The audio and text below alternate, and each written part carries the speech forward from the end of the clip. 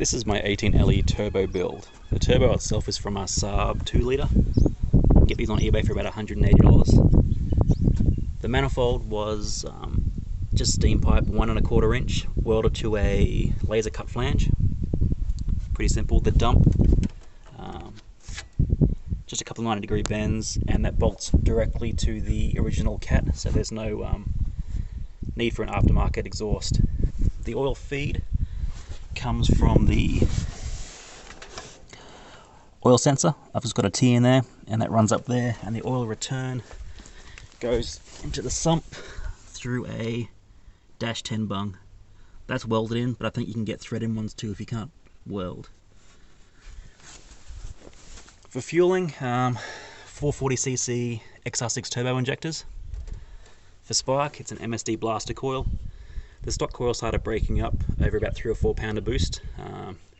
That seemed to help with the new coil.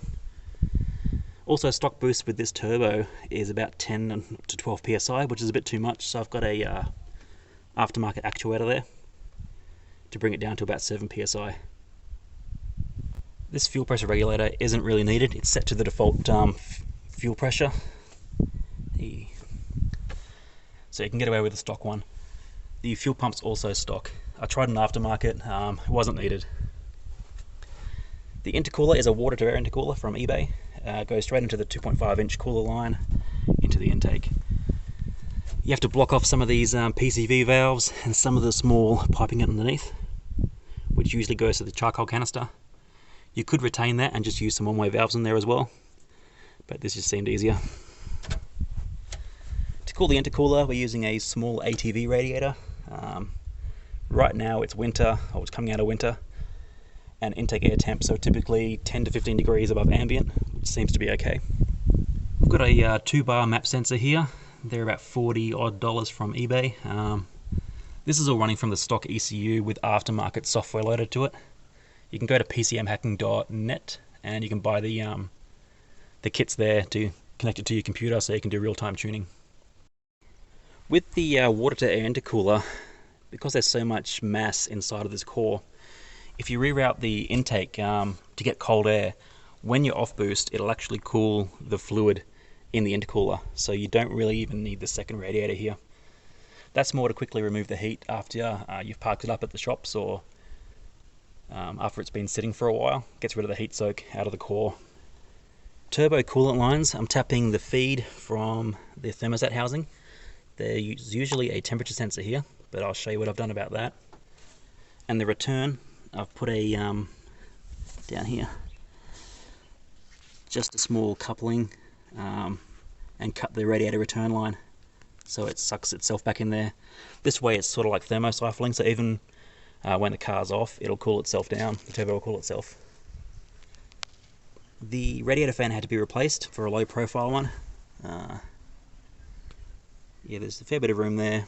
I should have located the O2 sensor sort of more away from the radiator so I could fit a second fan here. But so far, no overheating issues. I removed that coolant sensor in the engine bay so I didn't have any engine temp on the dash, so I built this little display here which connects to the ECU. And it gives you readouts of battery voltage, spark timing, intake air temp, engine temp, and when you're on boost it turns into a boost gauge.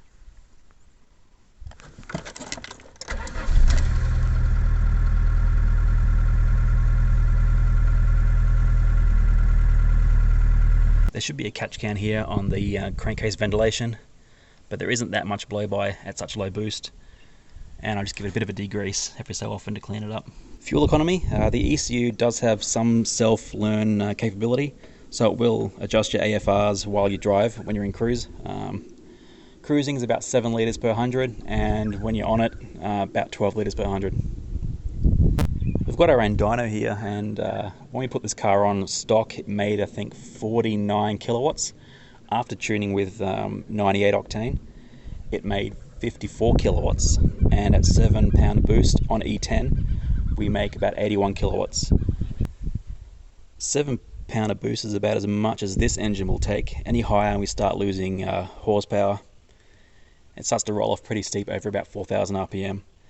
I'm pretty sure it's a valve float issue. The turbo itself is from a 2.2 litre, so I don't think that's the bottleneck.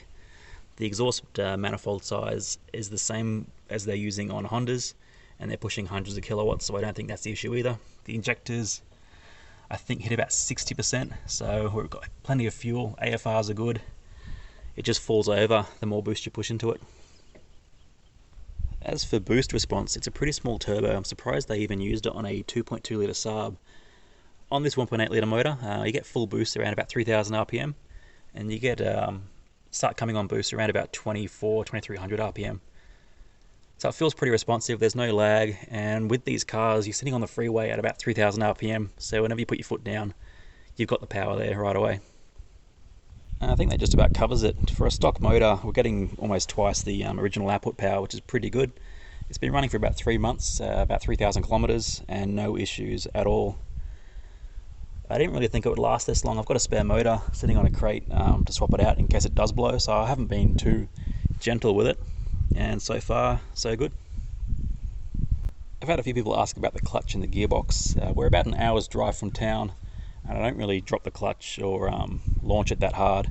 It's mostly just a bit of fun through the mountains, and for that the gearbox seems happy with that. Clutch seems happy, no slipping, even when it's hot. I'll end it there. If you have any questions, just comment down below and I'll see if I can address them. If you want more video or more info about something, I'll happy to help. Thanks.